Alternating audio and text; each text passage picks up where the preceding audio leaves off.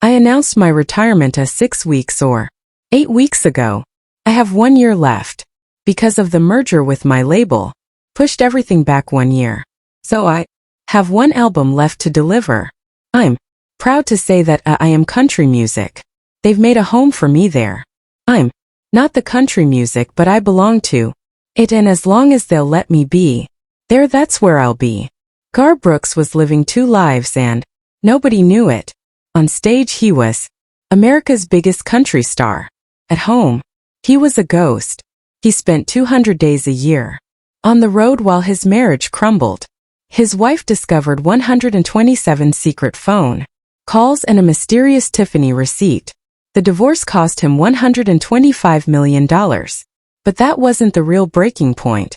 It was Christmas 1999 when his youngest daughter said something that changed everything. Those 8 words made him walk away from fame forever. The truth is heartbreaking. Brooks was born on February 7, 1962 in Tulsa, Oklahoma, but he didn't come into a normal home. His mother, Colleen Carroll, had once been signed to Capitol Records in the 1950s and even sang on a national TV show called Ozark Jubilee. But by the time Gar was born, her dreams had already collapsed. His father, Troy Brooks Jr., was a draftsman at an oil company making just $6,000 a year while raising 6 kids.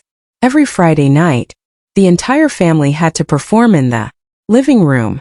It wasn't optional. If you didn't sing, dance, or do something, there were consequences. Colleen judged those nights like she was still on stage.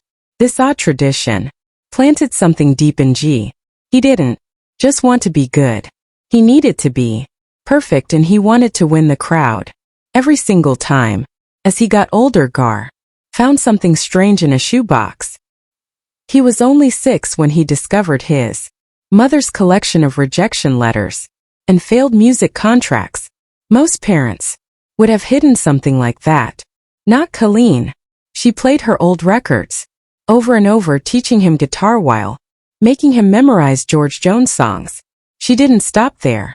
She used a stopwatch to time his performances down to the second.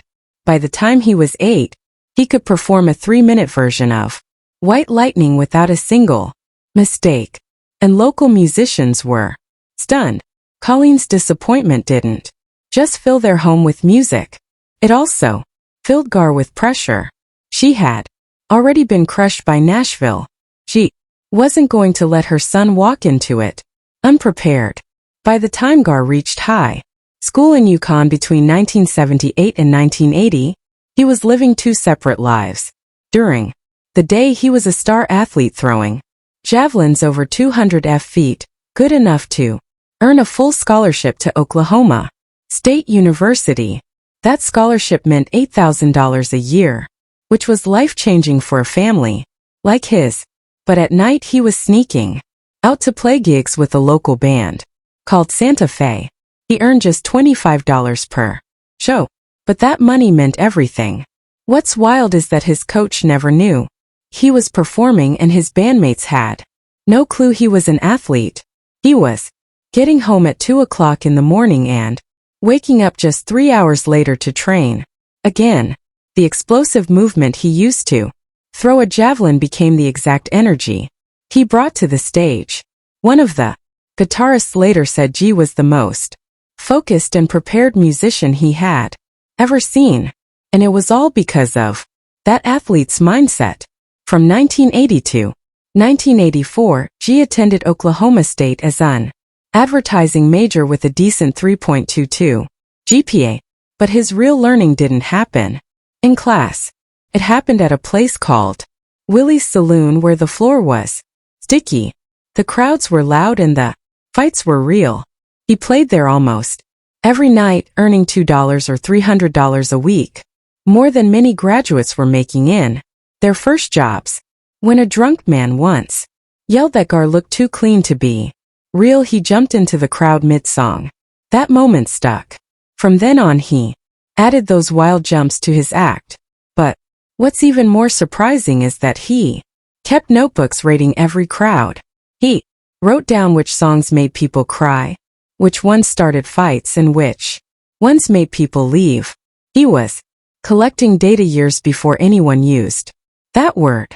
Meanwhile, his professors had no idea their quiet student was becoming a local legend after dark. In 1985, Gar packed up his car with $1,500 and drove to Nashville thinking this was it. But after just one day he gave up. He'd only visited 3 record labels. One man told him he looked like a bank teller. That same night he saw 2 bar fights. One of them started over a music deal gone wrong. Gar drove all the way back to Oklahoma and in a moment of confusion and panic proposed to his college girlfriend Sandy Mall. They hadn't even talked about marriage, but she said yes. They got married on May 24, 1986, in a simple ceremony that cost $500. Years later, Gar admitted part of the reason he married her so suddenly was because he didn't want to go back to Nashville alone. Sandy's father didn't prove at first. He called Gar just another failed musician and offered him a job selling insurance instead. That rejection burned deep. Back in Oklahoma, newly married, G worked whatever jobs he could find. He sold boots during the day and bounced at bars at night. His old track and field body helped him deal with rowdy customers, but music was always on his mind. He formed a band called Stillwater and started recording rough demos in any studio that would take them. Those demos were raw. They weren't polished, but they had something that felt real. An entertainment attorney named Rod Phelps heard them and believed in what he heard. He pushed G to give Nashville another shot. So in 1987, 2 years after his failed attempt, G went back, this time with Sandy beside him. He felt stronger with her there. He got signed to a publishing company called Major Bob by Bob Doyle. But what really changed everything was a twist of fate at the Bluebird Cafe. Gar was supposed to perform 9th. Another writer canceled and he got moved up. That night, Capitol Records rep Lynn Schultz was there to see the guy who bailed but ended up hearing G instead. The song was If Tomorrow Never Comes. That performance changed everything. G recorded his debut album between late 1987 and early 1988 at Jack's Tracks recording studios. But it wasn't easy. Most new artists let the label decide everything. Not G. He rejected songs that didn't feel like him. That stubbornness caused delays. His advance was just $10,000, but it felt like proof he was on the right path. The album came out on April 12, 1989, and at first it wasn't a hit. Fewer than 20,000 copies were shipped, but it didn't stay quiet for long. One of the songs, Much Too Young to Feel This Damn Old, reached number 8 on the charts. Then If Tomorrow Never Comes and The Dance both hit number 1. After 65 weeks, the album climbed to number 2 on the Billboard Country Albums chart. In those early days in Nashville, Gar and Sandy were scraping by. They lived in a tiny apartment, working any job they could find. He performed for free at music industry events just to get seen. Every gig counted. At a small writer's night, he met Pat Alger, and that meeting would lead to The Thunder Rolls, one of his most famous and controversial songs. G was slowly becoming a name among other struggling writers. Even before he had a hit record, people remembered him for how he made them feel on stage. But when the album finally took off in 1989, not everyone believed it would last. Capitol Records saw him as just another hat act, a term for forgettable country singers. What they didn't expect was how G lit up a stag.